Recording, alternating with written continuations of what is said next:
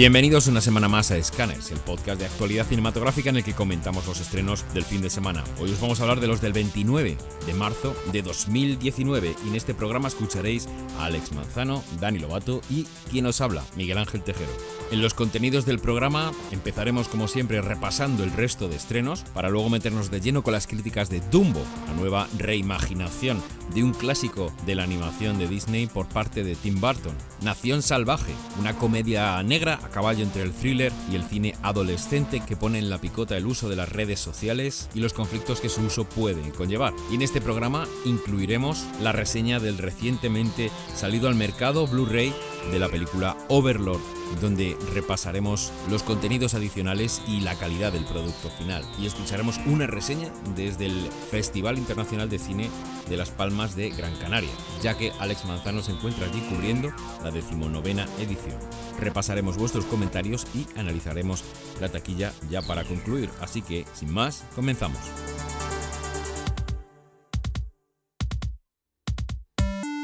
Son bastantes los títulos que esta semana se nos han quedado en el tintero. Comenzamos con la comedia negra española Ay mi madre, donde podemos encontrar a gente como Secund de la Rosa o Paz Vega. Nos cuenta la historia de María, una mujer que ronda los 40 años, siempre distanciada de su madre y que regresa a su pueblo natal tras la muerte de esta. Allí descubrirá las peculiares intenciones de su excéntrica madre reflejadas en su testamento. Ballad from Tibet es una película china en forma de road movie. Nos habla de la discapacidad. Es un grupo de niños tibetanos que se embarcan en una odisea por distintas razones. Con la ayuda de una familia nómada, una flota de motoristas y un productor de televisión, el grupo se dirige a la metrópolis de Shenzhen. Su meta es cantar en televisión para alcanzar una gran audiencia. En busca del Oscar es un documental español que nos habla de Óscar Peiró, el presidente de la Asociación Española de Prensa Cinematográfica y delegado en Fipresci en Madrid. Hace 2 años murió su esposa y madre de sus hijos, aunque no compartían hogar, ya que él la había abandonado un año antes por una mujer más joven. Ahora vive solo en un pequeño apartamento de Madrid. Jubilado, los festivales de cine son el motor de su vida. Sin embargo, lo que hace famoso a Óscar es su peculiar método para escribir las críticas. No hace falta ver la película en sí, basta con analizar su cartel, para que os quejéis de cómo os tratamos en Scanners. La caída del Imperio Americano es una comedia dramática que nos llega desde Canadá. Un intelectual y doctor en filosofía de 36 años se ve obligado a trabajar como repartidor para tener un salario decente. Mientras entrega un paquete, un día se topa con la escena de un robo a mano armada que ha salido mal. Se encuentra con 2 bolsas de deporte repletas de billetes. Y aquí es donde el protagonista se enfrenta a un dilema: largarse con las manos vacías o coger el dinero y huir. Desde Suecia nos llega Conociendo a Astrid, este drama biográfico que nos presenta a la escritora sueca Astrid Lindgren, creadora de Pippi Calzas Largas. Según confesiones de la propia Astrid, se sabe que el nombre de Pippi lo concibió cuando su hijo de 7 años, enfermo de una infección pulmonar en el invierno de 1941, le pidió que le narrara, a fin de matar el tedio de sus horas de encierro, las aventuras de una niña llamada Pippi Calzas Largas. ¿Qué te juegas? Una comedia española dirigida por Inés de León con Leticia Dolera, Amaya Salamanca y Javier Rey. Roberto y Daniela son 2 hermanos que viven en un mundo de riqueza y glamour gracias a la naviera que heredaron de su padre. Sin embargo, ambos encuentran la salida a sus desavenencias cuando se enamoran de la misma mujer, Isabel, una monologuista a quien Roberto ha contratado para que seduzca a Daniela y así vuelva a ser tan divertida como lo era antes de tomar la dirección de la empresa. Desde Francia nos llega Las Invisibles, una comedia que nos cuenta cómo a raíz de una decisión del ayuntamiento, el centro de acogida para mujeres sin domicilio fijo va a cerrar. A las trabajadoras sociales del centro solo les quedan 3 meses para rehabilitar a esas mujeres. A partir de ahora todo está permitido: falsificaciones, enchufes, mentiras. Y concluimos con un drama español, Lady of, que nos habla de Ana, una joven actriz que no puede dedicarse profesionalmente a la interpretación. Debe compaginar pequeñas producciones teatrales con un trabajo a media jornada como dependienta en una tienda. Ahora Ana ha sido seleccionada para interpretar a Lady Ana en una modesta representación de Ricardo III. Pese a lo humilde de la producción, la oportunidad es ilusionante para Ana, aunque esta ilusión chocará enseguida con la férrea visión del director de la obra, que concibe el personaje de Lady Ana únicamente como un juguete al que Ricardo debe asfixiar, metafóricamente, humillar e incluso vejar sobre el escenario. Así que vamos a meternos ya de lleno con las críticas de esta semana. Hermanos, os presento a mi compadre Boy con cariño, ¿eh? Recuerda que no estás conduciendo el submarino amarillo, ¿eh? Es tan importante ser puntual. Boy. Yes, Michael. Where are you? Do you see me? Y lavar el coche cada día, ¿de acuerdo? Sí, jefe. No se preocupe. Y discreción. Eres un chico listo. Boy, un thriller urbano escrito por Jorge M. Fontana, protagonizado por Bernat Quintana. Se trata de una coproducción entre España, Rumanía y Singapur. Y la sinopsis oficial dice como sigue. Boy es un joven que se inicia como conductor privado. Mientras espera con nervios la decisión que ha tomado su novia sobre un asunto que puede cambiarles la vida, deberá acompañar a sus primeros clientes, 2 empresarios de origen asiático que han venido a Barcelona con el objetivo de cerrar en menos de 48 horas un acuerdo de vital importancia. Bueno, pues estamos ante la ópera prima de Jorge M. Fontana. Y bueno, la verdad es que yo tengo que decir que me hacía bastante ilusión enfrentarme a esta película después de ver el tráiler, un tráiler que está muy bien editado y que no repara en compartir las escenas y los momentos más movidos de la peli. La verdad es que en la peli hay momentos de tensión y momentos resueltos de una manera muy chula, hay momentos de acción. Como digo, es un thriller que mezcla un poco el drama personal que tiene el personaje principal con pequeños tintes de comedia, ¿no? Pequeños momentos de diversión, pero que también tiene algún momento intencionadamente crípticos. Bueno, no me atrevo a decir que fueran surrealistas, ¿no? Pero sí que de alguna manera se priva de información al espectador con respecto a lo que está ocurriendo, ¿no? Incluso algún guiño.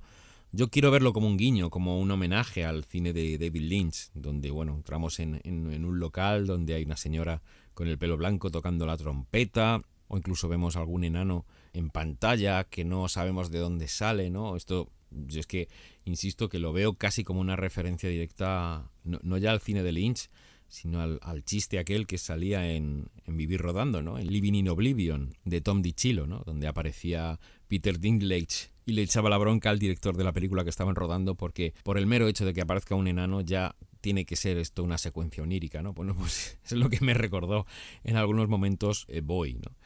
Sin embargo, tengo que decir que son muchos jardines donde nos mete el director y donde mete a su personaje, y no termino de saber exactamente por qué hace falta todo lo que nos cuenta, ¿no? Y sobre todo el orden en el que nos cuenta las cosas, y hay un montón de decisiones que no sé por qué se han tomado así, ¿no?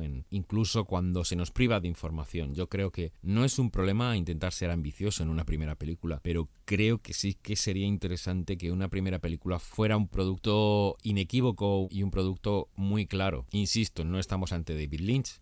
Esto no es cabeza borradora, no es una idea de olla total, es un thriller con unos elementos muy concretos, ¿no? Este personaje que llega tarde al trabajo, que tiene unos clientes muy misteriosos que le llevan a distintas zonas de Barcelona, que tienen como una agenda oculta. Y bueno, pues digamos que la vida de este conductor se va complicando por las vueltas por las necesidades de sus clientes, ¿no? Pero el resultado, al final, es que el espectador no se entera de nada. El espectador permanece un tanto ajeno a un montón de cosas que están ocurriendo y se hace muy difícil entrar en la trama. Luego también tenemos cuestiones que yo creo que son de aprendizaje o de ópera prima, ¿no? Hay algún momento de tensión que en vez de resolverse de una manera mucho más lógica, bueno, pues incluye algún parón en el ritmo que destruye absolutamente la cadencia que llevaba esa escena para luego resolverse de una manera totalmente sorprendente. Y esto ocurre en varias ocasiones, ¿no? De repente las soluciones llegan de los sitios más inesperados y entonces esto no ayuda a que veamos en Boy a un protagonista activo, un protagonista con la intención de tomar decisiones y de hacer que la trama se mueva, ¿no? Porque también un referente interesante, a pesar de que no ocurre en tiempo real, sino que transcurre durante 3 días, sería alguna peli del estilo de Joque Noche, ¿no? Cuando un personaje se ve metido en problemas un poco por azar, ¿no? Y se deja llevar por lo que sucede a su alrededor, ¿no? Este Griffin Dunne que no hacía más que meterse en problemas en muchas ocasiones persiguiendo a algún personaje femenino, ¿no? No es el caso. Aquí Boy tiene un drama personal que se tiene que resolver y que también cuando llega la resolución de ese drama, es algo que el personaje no se gana, sino que simplemente él está esperando a que se solucione y se soluciona solo. Entonces, por un lado, no nos podemos enganchar a la personalidad del protagonista porque no es alguien que con sus decisiones nos vaya llevando por sus aventuras, sino que son los demás los que toman las decisiones por él, ¿no? Y somos un poco espectadores. Cuando de repente le encontramos metido en estas situaciones contrarreloj, que tiene que salir corriendo o tal, bueno, pues como son situaciones en las que no ha tomado él las riendas desde un principio, no nos sentimos involucrados con él, ¿no? La verdad es que es una pena porque la intención de hacer un producto comercial e interesante está ahí, pero luego también eso se mezcla con estos momentos un tanto despegados de la realidad, de los que no nos dan pistas para poder entender. Entonces esto genera esa extrañeza que comento, que sumada a la falta de tirón por parte del protagonista, pues al final nos queda un producto muy extraño. Un producto que no se define claramente y que no se convierte en algo completamente oscuro y surrealista, pero tampoco es un thriller al uso, ¿no? Podríamos incluso pensar en películas tipo que se podrían haber cogido como marco o como escaleta, ¿no? Para fijar las aventuras de este protagonista, ¿no? Si os acordáis de Collateral, la peli de Michael Mann, donde Jamie Foxx interpretaba a este taxista que cogía a un cliente, que lo obligaba a ir recorriendo las calles por la noche. Esa sí que ocurría en tiempo real, ¿no? Y bueno, ese protagonista que se dejaba llevar por las circunstancias hasta que en ciertos momentos tomaba las riendas de la situación y tenía que armarse de valor para sobreponerse a esa situación y crecerse ante la adversidad. Y hombre, no veo mayor reto, ¿no? que intentar sobreponerse a ese antagonista que estaba interpretado por Tom Cruise. Entonces, quiero decir que si quisiéramos encontrar un símil, ¿no? Un título parecido a Boy que hiciera bastante bien la parte del thriller, pues Collateral podría ser un referente interesante. Aquí lamentablemente no llegamos tan lejos, ni, como digo, ni en una dirección ni en otra, no nos definimos, y la mezcla de géneros es algo muy complicado. Yo creo que la mezcla de géneros es algo que se debe hacer cuando realmente controlas los rudimentos, ¿no? del cine. Quizá para una ópera prima, yo, volviendo al principio de mi crítica, habría elegido escribir un guión más cerrado, más centrado y más teledirigido en una dirección concreta.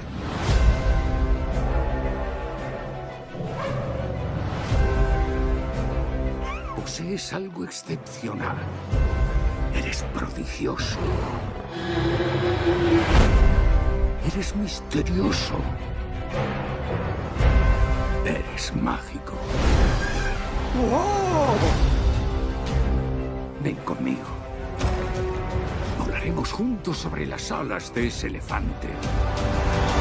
Dumbo, la película de Tim Burton con un reparto realmente envidiable. Yo me voy a quedar con los primeros nombres que aparecen aquí: Colin Farrell, Michael Keaton, Danny DeVito, Eva Green, Alan Arkin o Nico Parker. Estamos evidentemente ante la adaptación en acción real del clásico animado de Disney. Vamos a escuchar a Alex Manzano. Disney sigue gastando sus bazas, gasta ya otro clásico Disney, se aproxima cada vez más el abismo, y el abismo va a ser para Disney cuando se le acaben los clásicos que llevará a acción real, ¿no? Ya van a 3-4 por año desde que esto saliese bien con Alicia en el País de las Maravillas, que creo que fue la primera. Esto ha sido una máquina, un no parar, y es interesante citar aquí a Alicia en el País de las Maravillas porque el artífice de esta primera adaptación a acción real, bueno, no, en verdad es 101 Dálmatas, pero bueno, que esto es algo de los 90. Pero bueno, dentro de esta nueva era de live actions nos encontramos con Tim Burton, que después de Alicia, 9 años después, adapta Dumbo, ¿no? Que es una de las primeras películas de Disney, de los años 40-50, no sé exactamente, que nos cuenta la historia de este elefante de circo que tiene una habilidad especial debido al tamaño de sus orejas, y es que puede volar, puede planear con ellas. ¿Qué pasa? Que si dices en el cine una historia de un elefante que puede volar tal con personas, no sé cómo va a quedar de ridículo.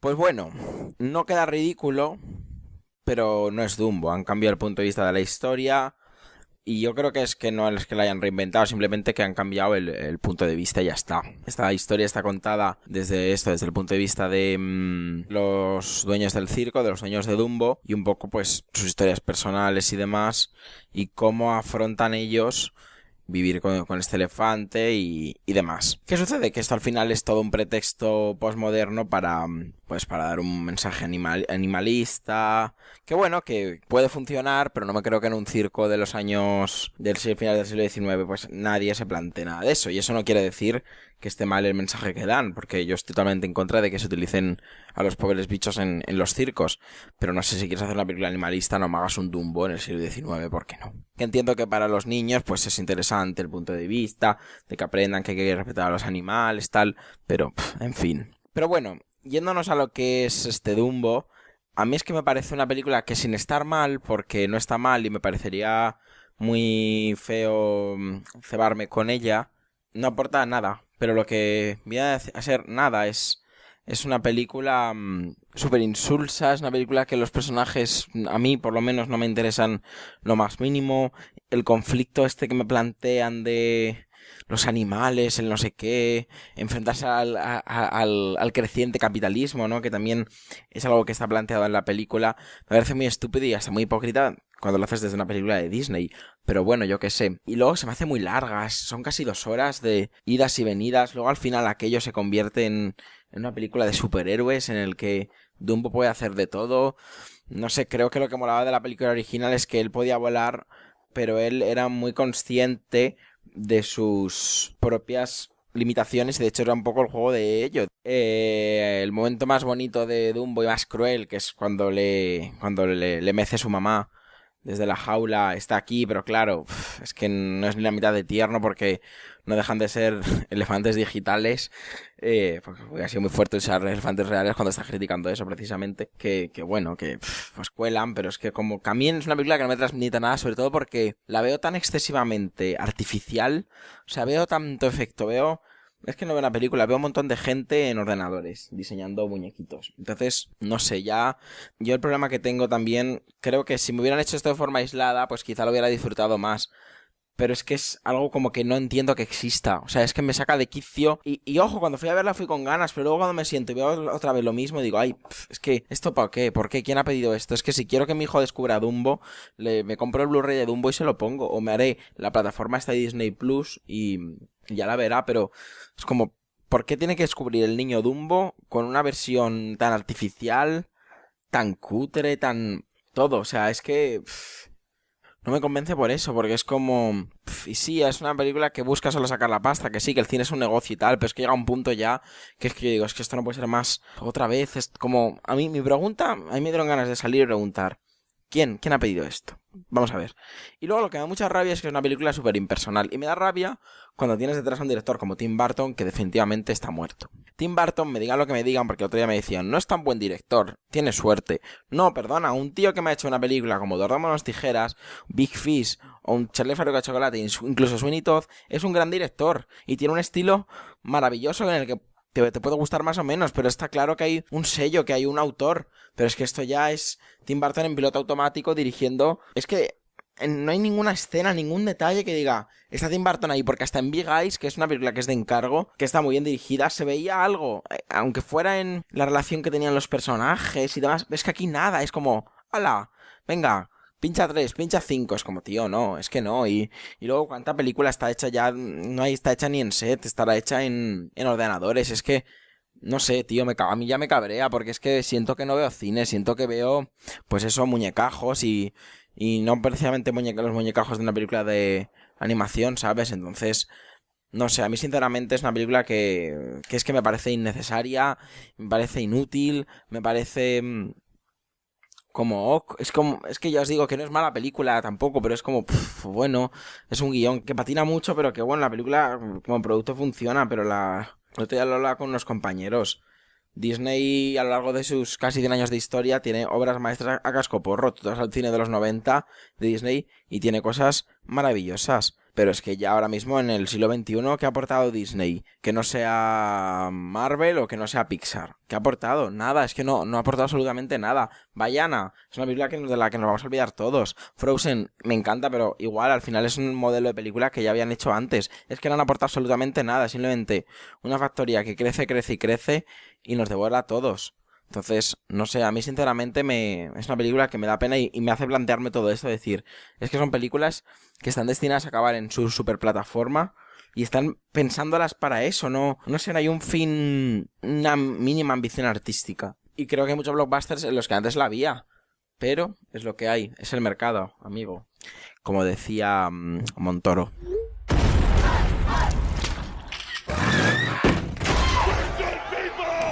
But let's start at the beginning. Dude, the principal got hacked.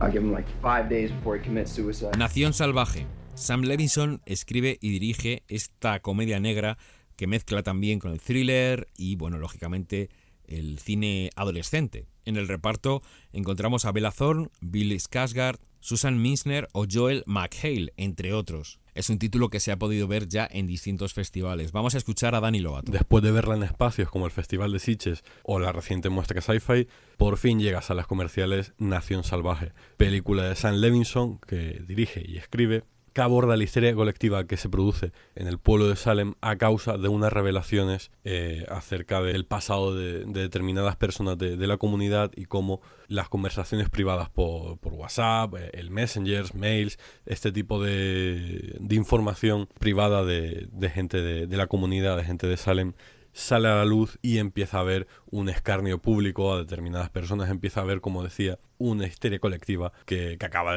desembocando en un caos enorme. Y en medio, en el centro del foco de atención, 4 chicas adolescentes de lo más corrientes que se ven metidas un poco de lleno en todo esto. No voy a avanzar tampoco mucho más para no entrar ya en lo que es el terreno del spoiler, aunque bueno, solo tenéis que ver los trailers o incluso leer la sinopsis de páginas como Film Affinity para que os destripen prácticamente media película. Nación Salvaje bebe un poco de lo que era el espíritu lúdico y sobre todo transgresor de Spring Breakers, la peli de Harmony Korine, que contaba con algunas antiguas chicas Disney como Vanessa Hudgens o Selena Gómez. Encontrábamos por ahí también a James Franco y era una película muy anárquica, muy reivindicativa de un espíritu libre y de la que se podían sacar también algunas lecturas acerca de la juventud y un poco de cómo funciona el mundo y estas generaciones actuales. Nación Salvaje tiene un poco de ese espíritu, pero también se muestra mucho más reivindicativa, mucho más crítica. La película se puede dividir más o menos en 2 partes bien diferenciadas. Una primera, mucho más seria si se quiere, en la que tenemos un punto de vista más realista, donde vemos cómo esta filtración de mensajes, este hackeo a las comunicaciones de la gente del pueblo, cómo va sembrando la semilla del odio y del temor entre todos ellos, y vemos cómo las redes sociales, el mal uso de esta información puede volverse en contra nuestra, y la película en ese sentido hace un poco una especie de relato, de crónica de los peligros de volcar toda nuestra información personal en redes sociales o compartirla por internet, por WhatsApp o por donde sea. Un poco habla acerca de esos peligros de la tecnología, de cómo podemos dejar de tener intimidad por ese deseo muchas veces exhibicionista que mostramos en internet, en Facebook, por ejemplo, cómo todo eso se puede volver en nuestra contra. En este punto, la película también tiene un mensaje feminista muy, muy marcado. De hecho, si leéis comentarios, críticas acerca de la película, mucha gente habla muy bien y potencia sobre todo ese mensaje que transmite la película. Y hasta ahí todo correcto. Plantea ideas muy, muy chulas, es bastante crítica, bastante mordaz también a la hora de usar el sentido del humor y es capaz, Sam Levinson, a partir del guión y también en la forma de plantear las secuencias, en la forma de plantear las escenas, de hacer que este discurso, que esta crítica no solo sea válida, sino que sea muy pertinente y pueda extrapolarse, pueda hacerse una relación de semejanza con la realidad. Que podamos ver muchos de los comportamientos que se ven en la película, en el día a día, en los informativos o en nuestras conversaciones con compañeros en la calle. Y en ese sentido, la película funciona muy bien, alimenta el debate y se posiciona en el debate de una manera muy constructiva, pero también muy combativa. Todo ello, además, como habéis podido imaginar, con la alusión a la zona en la que transcurre la película, se hace una especie de actualización de aquella caza de brujas tan famosa y tantas veces relatadas en la ficción de la caza de brujas de Salem. Entonces vemos un poco esa actualización del mito de las brujas, de esa histeria del pueblo de Salem. Eso se traslada un poco a lo que es el campo de las redes sociales, las nuevas tecnologías y la sociedad actual. Entonces no deja de ser un poco facilón esta traslación de lo que es el mito de la brujería, pero al mismo tiempo hace que el discurso que defiende la película sea mucho más atractivo, sea mucho más interesante y que gane un poco en esa lectura, como decía, feminista, acerca de que al final no hemos cambiado mucho en 300 años. Ahora bien, el problema que tiene la película es, sobre todo en esta segunda parte que comentaba al principio, que la película estaba más o menos dividida como en dos segmentos, es que todo ese discurso, todo lo elaborado que tiene el discurso crítico Sam Levinson, empieza a simplificarlo mucho y la película acaba convertida casi en una guerra de géneros. Entonces, partimos de una película pretendidamente feminista que busca superar ese enfrentamiento usando unas armas diferentes a las del criticado machismo ramplante que vemos en muchas partes, pero acaba cayendo en las mismas trampas que se critica. Entonces, claro, eso hace que se diluya el discurso y acabe, como digo, convertida la película casi en una guerra de sexos, lo que hace que se pierda gran parte de esa potencia del discurso y que acabemos como se ve muchas veces en las mismas redes sociales de las que estamos hablando o en televisión, de estas portavoces de un feminismo que al final solo saben, como los malos políticos que sufrimos, hablar del y tú más o ese enfrentamiento directo en lugar de buscar unos razonamientos y un discurso que lo que consiga sea acabar con esa ignorancia y con ese machismo desde una posición igual de beligerante, pero también mucho más inteligente y mucho más pragmática y sobre todo mucho más eficaz, que no excluya a nadie, sino que haga de la unión la fuerza, como se suele decir.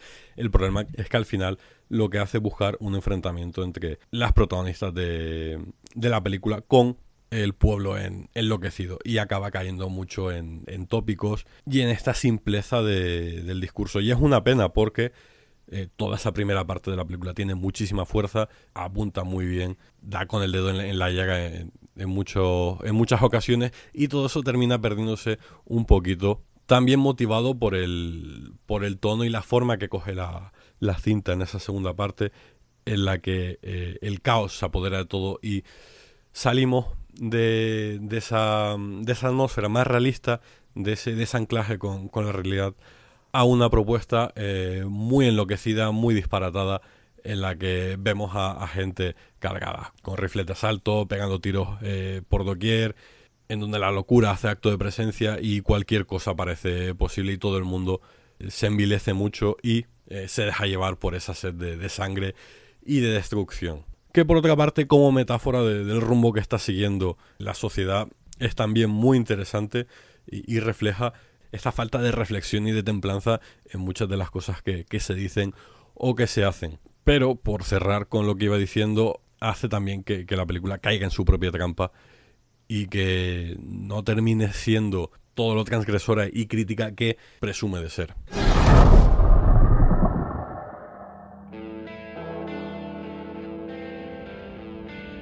¿Qué habrá pasado aquí? Algunas preguntas no tienen buenas respuestas.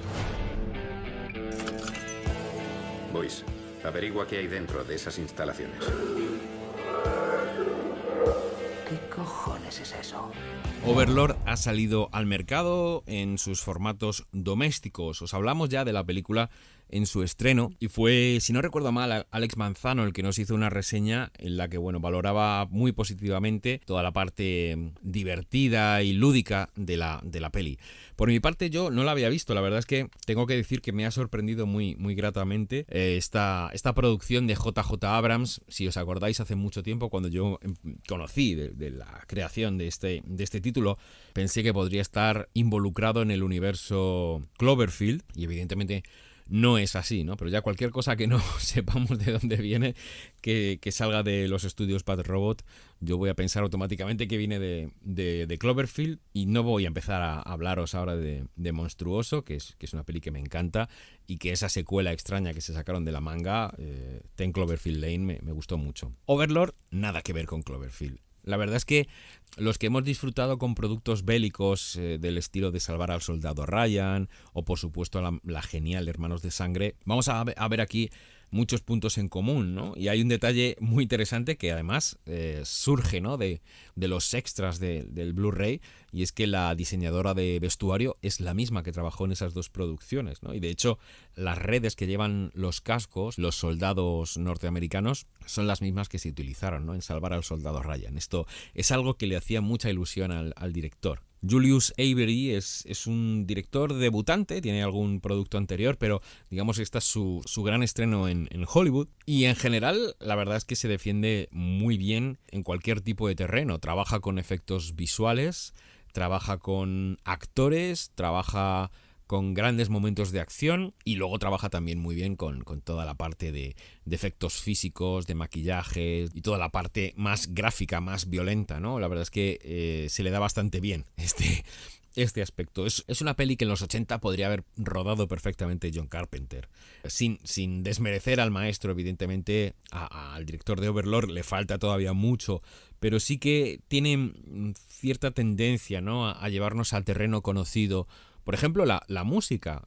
Hay momentos que la música pasa de ser una grandilocuente marcha militar a reducirse a una línea de bajo casi de sintetizador que nos podría recordar a la banda sonora de cualquiera de las películas de Carpenter, ¿no? Concretamente aquí hay muchas referencias a La Cosa, con todas estas aberraciones científicas que vemos en la película, ¿no? Estos monstruos que nos surgen pues pasada la mitad de la peli, ¿no? Pues encontramos bastantes similitudes con algunos de los temas que se trataban en aquella película del 82. Entonces yo tengo que decir que con Overlord me lo he pasado pipa, me lo he pasado muy bien. Tiene toda esa primera parte, que es esa accidentada llegada a las líneas enemigas en avión, concretamente ese descenso a los infiernos literal y metafórico, para luego empezar a investigar en este poblado francés qué es lo que ocurre, y quizá a partir del punto medio es cuando ya se desata el infierno, ¿no? En ese sentido, también la estructura nos podría recordar a Abierto hasta el amanecer, ¿no? Una película que tiene dos partes muy diferenciadas,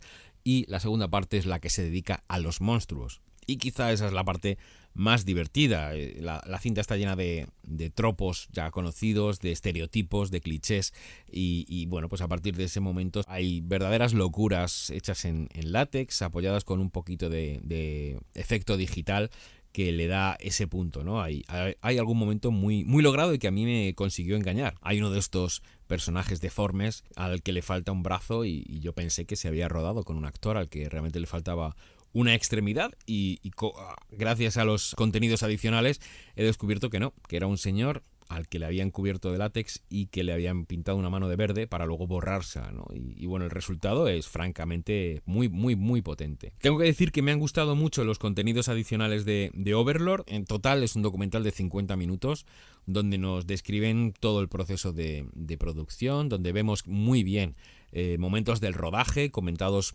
tanto por el director como por el productor, JJ Abrams. La verdad es que está muy implicado con los contenidos adicionales de este Blu-ray. Eso es muy de agradecer. Y aunque el documental no deja de ser el típico resumen, ¿no?, de cómo se han ido rodando distintos momentos de la peli, la verdad es que está muy bien pensado porque las escenas clave están todas muy bien descritas. Desde la primera secuencia de los aviones al principio de la peli, cada monstruo, digamos, más importante tiene su momento, y yo creo que no hay nada que nos quede por conocer de la producción, ¿no? Está muy bien sintetizado, y en 50 minutos nos dan un paseo muy interesante por cómo se ha rodado toda la peli. Sí que es verdad que yo echaría en falta un audio comentario del director, que seguramente, bueno, pues incluiría no solo muchos detalles de estos ya más estúpidos de producción, detallitos más pequeñitos, sino que también nos habría dado más información sobre el propio director. A mí me hubiera gustado saber algo más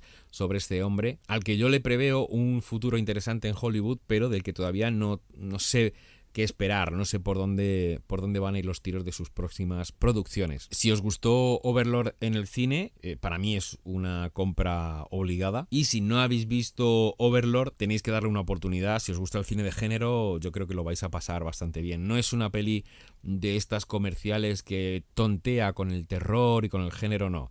Aquí se ve chicha de la buena. A pesar de ser una producción de un estudio grande de Hollywood, encontramos hay casquería fina, y hay momentos bastante cañeros. Así que si no lo habéis visto, desde luego que le debéis dar una oportunidad a Overlord.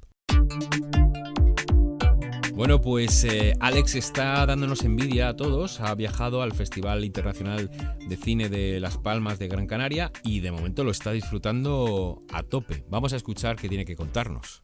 Por segundo año consecutivo me encuentro de visita en el Festival Internacional de Cine de Las Palmas de Gran Canaria, que celebra su 19ª edición, y bueno, pues han tenido el detalle de invitarme y yo eternamente agradecido, porque siempre está bien venir a un festival, y sobre todo estos festivales tan pequeños son muy muy muy especiales porque tienes contacto directo con absolutamente todo, con el director del festival, con la gente de prensa, con los directores de las películas.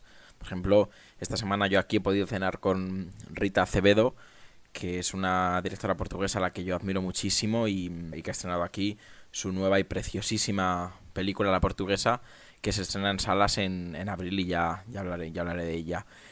Este festival, que es un festival muy pequeño, pero que con el tiempo va creciendo también gracias al programa MECAS, que es un programa que se presentan proyectos sin terminar, películas sin terminar, que suelen estar en fase de postproducción, aunque hay alguna que todavía está en rodaje. Y bueno, pues se presentan los proyectos y demás, y un jurado determina cuál es el mejor de ellos y se le otorga una ayuda de 8.000 euros. Entonces eso ha hecho que haya más miradas hacia el festival y demás, porque el momento en que un festival tiene industria, tiene mercado, se hace mucho más grande que si se limita simplemente a durante una semana poner películas especiales en una ciudad como Las Palmas, que no sé si será una ciudad en la que se vaya mucho o se vaya poco al cine. El festival, pues como todos los festivales, tiene su sección oficial, que todas son estrenos en España, ninguna se ha visto antes en ningún otro sitio, de España digo. Hay uno internacional también. Destacan en sección oficial la película de La Portuguesa, La Mujer Portuguesa, que ya hemos dicho que comentaremos en su estreno.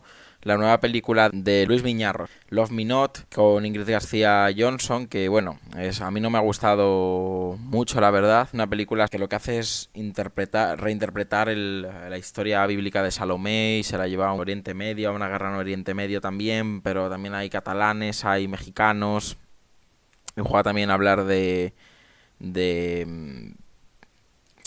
un poco de temas de hermafroditismo, de géneros no binarios y demás, que no acabo de entender y no me hace ninguna gracia. También en sección oficial está la película de mi amado François Ozon, Gracias a Dios. La película se vio en Berlín, aquí se ve, todavía no se ha visto, pero bueno, igual que con La Mujer Portuguesa, hablaré de ella cuando se estrene, que se estrena ya en abril. Y luego una película que me sorprendió muchísimo es The Mountain, La Montaña, que es una película dirigida por Rick Alberson y protagonizada nada más nada menos que por Jeff Goldblum y Ty Sheridan, que es el chaval de Ready Player One. Y es una película súper interesante que habla de la lobotomía. O sea, de un médico especialista en lobotomía y un chaval que, digamos, se va, no de prácticas así, se va como a hacer una residencia con él, y como a él le empieza a afectar ver eso, porque se da cuenta de que es algo totalmente inhumano. O sea, muy guay. La película es una película muy lenta, muy sórdida. Es una película en la que parece que no pasa nada, pero que creo que tiene un enfoque bastante interesante de esto, de la salud mental, y sobre todo de estas técnicas que por suerte ya no se hacen, pero que se han practicado muchísimo tiempo de una forma totalmente inhumana. Y luego la sección que a mí más me gusta es la sección Panorama, porque es una sección que, digamos, que recopila películas todo el año que están en diferentes festivales internacionales. Algunas tienen distribuidora en España y otras no, y es una forma, yo creo, que de recuperar títulos que se han podido, o sea, a mí se me han escapado en otros festivales, o para la gente que viene aquí, pues de acercarse a un cine que no siempre va a llegar a las salas. Por ejemplo, en esta sección tenemos An Elephant Eating Steel, que es una película china maravillosa que yo vi en Berlín hace 2 años. Son 4 horas, se va a estrenar en mayo en España, que es una película sobre la tristeza, básicamente. O sea, es una película de 4 personas desesperadas que cruzan una ciudad china por ver a un elefante. O sea, es un concepto súper nihilista. Es una película muy difícil de ver. Es una película, pero ya no por lenta, ¿no? Es que es una película que duele. O sea, es una película muy, muy, muy dolorosa. Tenemos también de Asia El largo viaje hacia la noche, igual, que se estrena en abril, de la que ya hablaré en profundidad. Solo digo que es una película que solo se puede ver en cines. Y no voy a desvelar por qué. Pero digamos que sucede una magia en la pantalla en cierto momento, que es de las cosas más maravillosas que he visto en mi vida. Hong Sang-soo tiene Hotel by the River, que es una de las 2 películas que estrenó el año pasado. Estrenó Hotel by the River y Grass. Son 2 películas muy crepusculares. Es un director que parece que se ha pasado definitivamente al blanco y negro después de The Day After, que estuvo en Cannes hace 2 años y era, digamos, la redención por la infidelidad hacia su mujer. Y parece que definitivamente este señor se va a quedar haciendo blanco y negro, porque aquí volvemos a ver este blanco y negro súper apagado, súper sucio, y que es una película que verdaderamente está hablándonos de la muerte, como ya anticipaba Grass. Y luego me quedó sin ver I Do Not Care If We Go Down in History as Barbarians. Mira el título de la película, de un director rumano llamado Radu Yud, al que descubrí aquí el año pasado, que vi 2 películas suyas y me encantaron. Sobre todo Scarlet Hearts, que era maravillosa, pero una película maravillosa. Me quedo sin verla porque la pasaron el día anterior al que yo llegase. Muchas ganas de ver Jeunesse, que es una película canadiense de Philippe Lesage, que compite en Locarno. Y también veré esta semana What You Gonna Do When the World's on Fire, que es un documental sobre asesinatos racistas de la policía en Estados Unidos. Recibió buenísimas críticas en Venecia y que no tiene distribuidora, y no me metí a verlo en Toronto porque al ser afroamericanos y demás temía no enterarme de nada sin subtítulos. Y también se proyecta aquí el infame Oso de Oro de hace un año, Touch Me Not, del que no voy a decir nada porque no quiero darle publicidad a esa payasa llamada Adina Pintilie. Y nada, esto es un poco un resumen así general de lo que he podido ver, de lo que se va a poder ver. Evidentemente hay más secciones, pero es un festival al que vengo con la calma, no quiero estar todo el día viendo películas, pero ya digo que tiene unas retrospectivas bastante interesantes, tiene una sección de cortos canarios, de largometraje canarios, de cine español, Panorama España. La verdad que es un festival interesante, es un poco un festival de muy nicho, es un festival, digamos, que está muy orientado a una ciudad pequeña en la que exhibir ciertos títulos de los que no llegan. Es decir, no es un festival de clase A, pero creo que merece la pena y que hay que hacer a veces caso a estos eventos que al final lo único que quieren es eso, difundir, en este caso el cine o lo que sea, pero es algo muy cultural. Entonces creo que es muy importante. Bueno, pues en el programa de la semana pasada, donde destacábamos la película de Jordan Peele, nosotros también hablábamos de la muestra Sci-Fi, que se ha celebrado hace un par de semanas en Madrid, y de la película de Pedro Almodóvar, Dolor y Gloria. El Mesías 2.0 decía que la nueva película de Jordan Peele no decepcionará a aquellos que busquen nuevas inquietudes en el cine de género. Personalmente, el final es un poco chocante para ser una película dirigida por un intruso en Hollywood. Dice el Mesías, aquí estamos sin duda ante un final digno del mastodonte del blockbuster noventero Roland Emmerich. Y eso se hace notar, como dice Matt, en el momento del plot twist. Bueno, el Mesías, pues la verdad es que no veo la comparación, no termino de ver a Roland Emmerich aquí encajando en esta situación. Yo sí que creo que el final es lo que termina de afianzar la idea que nos quiere transmitir Jordan Peele en la peli, y sobre todo lo veo muy Rod Sterling, lo veo muy en los límites de la realidad. Es el típico final de dejar al público con el culo muy torcido al final de la peli. Víctor Ripoll le da las gracias a Dani Lovato porque le ha encantado Gigantes, nos da la enhorabuena y además dice que le gusta mucho el Exprimiendo Cerebros, ese nuevo formato que vamos a ir compartiendo con vosotros en cuanto nos sea posible. Estamos preparando ya un siguiente Exprimiendo Cerebros. No dejéis de escuchar el anterior, donde hablábamos con Víctor L. Pinel, un escritor y guionista de cómics y director de animación, donde repasábamos sus películas favoritas, o por lo menos las influencias que se utilizaron en la construcción de su cortometraje I Wish, nominado a los Goya.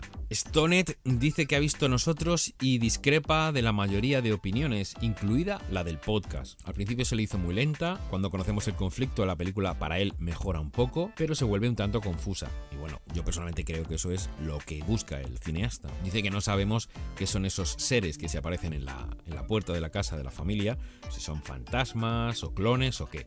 Pero bueno, esta es la idea. Al principio estás tan desorientado como los protagonistas, ¿no? Dice que una vez avanza la trama, la reacción de la familia es completamente ilógica y se vuelve a repetir lo que habíamos visto unas escenas antes, ¿no? Ahí sí que hay dos momentos muy similares que si no has entrado en la trama, si no has entrado en el juego, te va a aburrir. Vas a pensar que no es más que una repetición. Yo lo que veo es el devenir lógico de los hechos, de los eventos, y vemos también, nos van dando pistas de por dónde van los tiros, qué es lo que está ocurriendo y qué está pasando con los personajes protagonistas. Stonet continúa analizando problemas de guión que encuentra, problemas que encuentra en la trama. Dice que la explicación no es nada creíble, ¿no? Esa resolución a la que llega Jordan Peele. Dice que ese escenario ficticio abre muchos más interrogantes de los que cierra. Dice que lamenta parecer un hater, pero que salió muy decepcionado del cine porque en ningún momento consiguió meterse en la película. No te disculpes, Stonet, por ser discrepante. Evidentemente aquí estamos para eso, para compartir distintas voces, ¿no? Y creo que entiendo que lo que te ha ocurrido a ti es lo contrario que le está ocurriendo a la gente a la que le está gustando mucho la película. Yo me encuentro en un punto intermedio porque no soy capaz de conciliar todo eso que hay que comprarle al final a Jordan Peele para que esto funcione. Sí que es verdad que las muchas lecturas y las muchas capas que nos ha introducido ahí, incluso la crítica política que se esconde detrás de Nosotros, es más que evidente, y eso no deja de ser o de darle valor a la cinta. César Eduardo empezaba diciendo: espero que Us llegue muy pronto a mi país. Dice que la que sí ha llegado es Captive State, o La Rebelión, como le han puesto por allí, la nueva de Rupert Wyatt.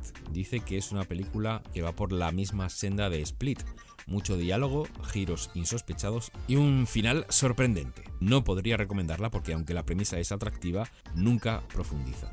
Si nosotros recomendábamos Nosotros, la gente, el público ha hablado, y en este caso España se vuelca cuando Pedro Almodóvar estrena un nuevo título. Vamos a ver la taquilla del fin de semana pasado. Comenzamos en la posición número 5 con Escape Room y 500.000 euros. Mula, Clint Eastwood, 600.000 euros. Nosotros se queda en la tercera posición con tan solo 1 millón de euros, y Capitana Marvel continúa, en este caso en la segunda posición, con 1.100.000. Es Dolor y Gloria, la película de Almodóvar, la que se alza con la primera posición y 1.200.000 euros.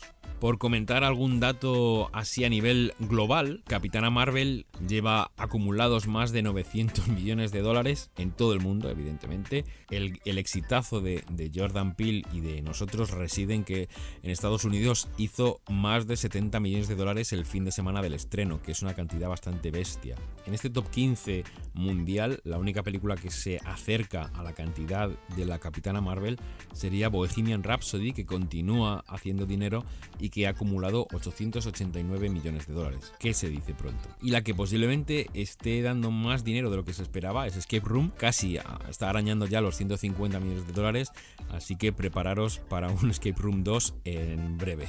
Y la semana que viene es la semana de Cementerio de Animales y Shazam, dos películas a las que le tenemos muchísimas ganas. No os digo nada que no sepáis. Estamos en Facebook /podcast.scanners y en Twitter @pscanners. Compartidnos con vuestros contactos, valorarnos en iVoox, en Spotify, valorarnos en YouTube, valorarnos en iTunes, darnos 5 estrellas y dejarnos ahí un comentario para compartir con la audiencia. En este programa habéis escuchado a Dani Lobato y Alex Manzano, a quienes encontraréis en La Noche Americana. La música del programa, compuesta y producida por el grupo Altavista. Yo soy Miguel Ángel Tejero. Me podréis encontrar en Campamento Krypton y algunos jueves junto a mis compañeros kryptonianos en Efecto Doppler, el programa cultural de Radio 3, junto a Laura Barrachina, a partir de las 9 de la noche. Nos escaneamos la semana que viene. Adiós.